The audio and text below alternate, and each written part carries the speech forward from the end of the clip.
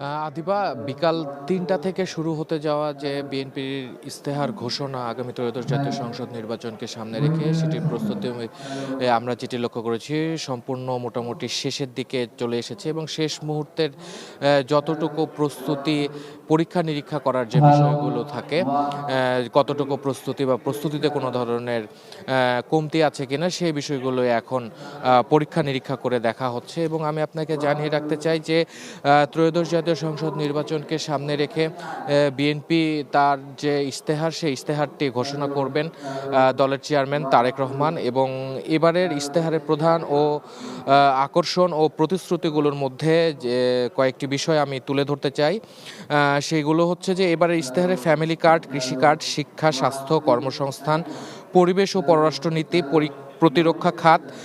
পাশাপাশি জুলাই অভ্যুত্থানের বিচার ও আওয়ামী লীগ আমলে শেয়ারবাজার কেলেঙ্কারির তদন্তকে প্রাধান্য দেওয়া হয়েছে এবারের বিএনপির ইশতেহারে। এবং এছাড়া বিভিন্ন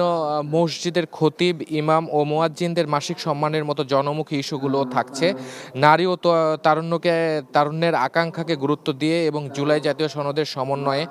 ইশতেহারের বিষয়বস্তুগুলো চূড়ান্ত করা হয়েছে। এবারের ইশতেহার মূলত এর পাশাপাশি যদি বলতে হয় যে বিএনপির রাষ্ট্র সংস্কারের যে ৩১ দফা সেই ৩১ দফাকে সাথে রাখা হয়েছে এবং শহীদ রাষ্ট্রপতি জিয়াউর রহমানের যে রাষ্ট্র সংস্কারের ১৯ দফা ছিল সেখান থেকেও অনেকটা ধারণা নেওয়া হয়েছে এবং বেগম খালেদা জিয়ার যে ভিশন 2030 ছিল সেই ধারণা থেকেও ইশতেহারের অনেক বিষয়গুলো যুক্ত করা হয়েছে বলে আমরা জানতে পেরেছি। এবং বাংলাদেশের যে জিডিপি সেই জিডিপি উন্নয়নে বিএনপি কিভাবে কাজ করবে এবং নারীর ক্ষমতায়ন এবং বাংলাদেশের যে আরও অন্যান্য উন্নয়ন যে খাতগুলো রয়েছে সেই খাতগুলো নিয়ে বিএনপি কী ধরনের পরিকল্পনা করছে এবং সেগুলো বাস্তবায়ন কীভাবে করবে সেই বিষয়গুলি মূলত আজকের ইশতেহারে উঠে আসবে। জানছিলাম বিএনপির ইশতেহার ঘোষণার খবর।